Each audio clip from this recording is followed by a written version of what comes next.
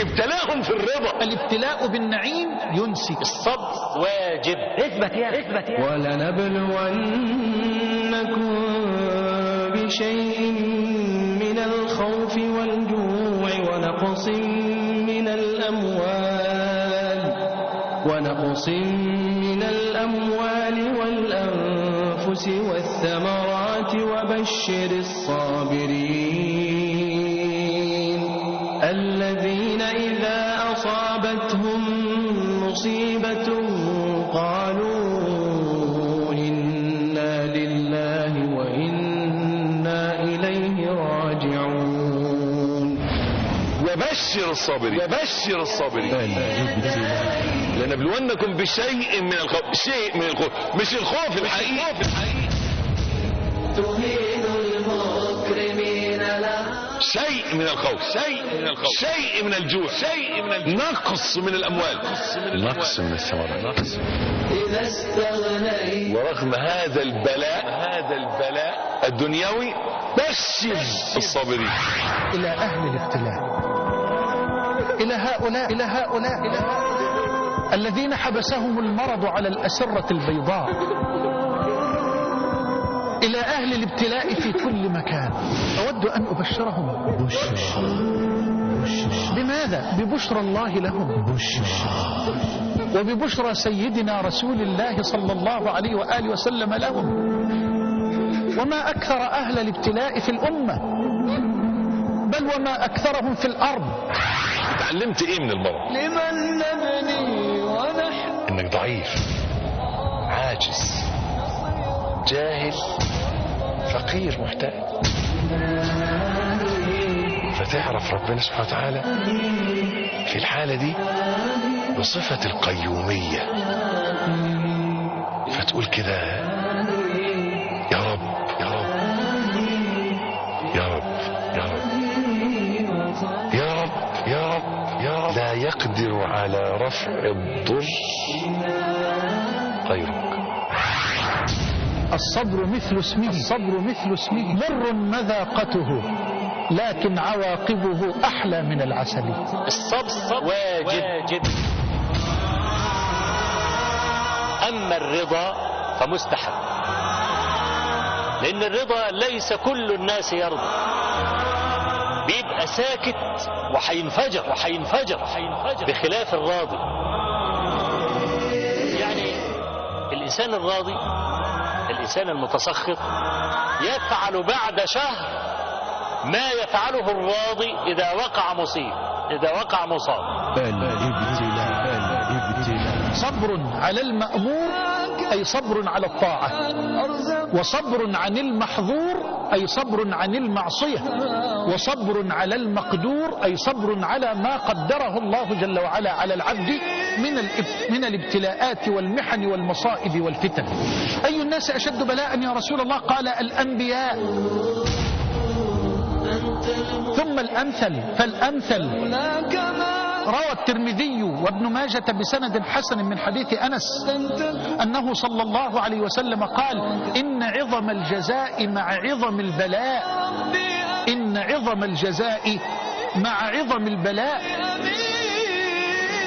وإن الله إذا أحب قوما ابتلاهم، فمن رضي فله الرضا ومن سخط فله السخط. ابتلي أيوب عليه السلام بالمرض، وابتلي بفقد الأولاد، وابتلي بفقد المال والأرض.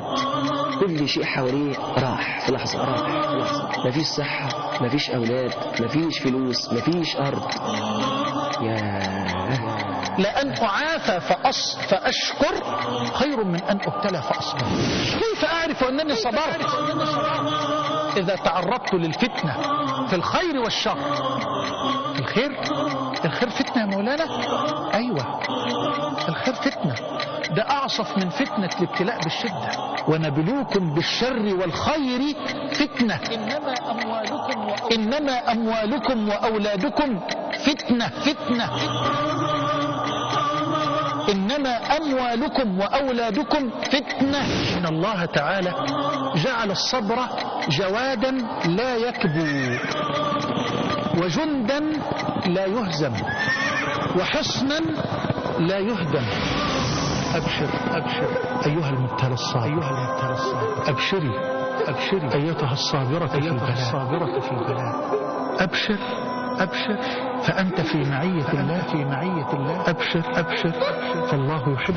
ما أصاب المسلم هم ولا غم فقال اللهم إني عبدك ابن عبدك ابن أمتك ناصيتي بيدك ماض في حكمك عدل في قضاؤك أسألك بكل اسم هو لك سميت به نفسك أو أنزلته في كتابك أو علمته أحدا من خلقك أو استأثرت به في علم الغيب عندك أن تجعل القرآن العظيم ربيع قلبي ونور بصري وجلاء حزني وذهاب همي وغمي.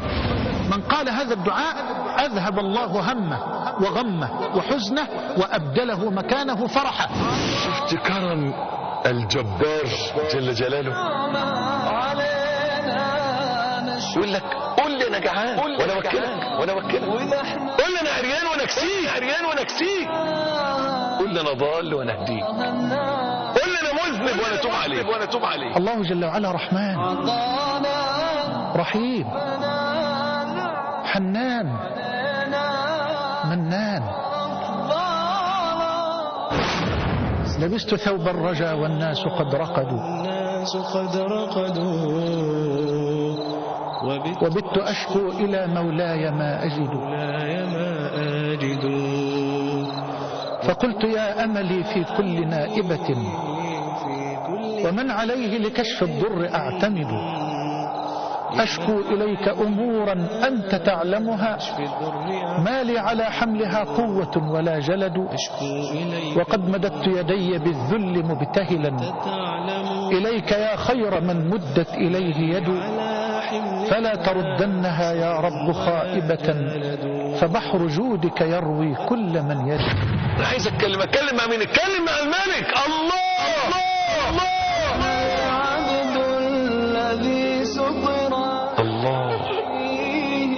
الكريم القادر الرحيم الغافر الودود العظيم الله. اللهم إني أسألك أن تذهب البلاء عن أهل الابتلاء، اللهم إني أسألك أن تملأ قلوبهم صبرا ورضا يا أرحم الراحمين. عن النبي صلى الله عليه وسلم أنه قال ما يصيب المسلم من نصب ولا وصب وهما المرض والتعب ولا هم ولا حزن ولا غم ولا أذى حتى الشوكة يشاكها إلا كفر الله بها من خطاياه. متفق عليه.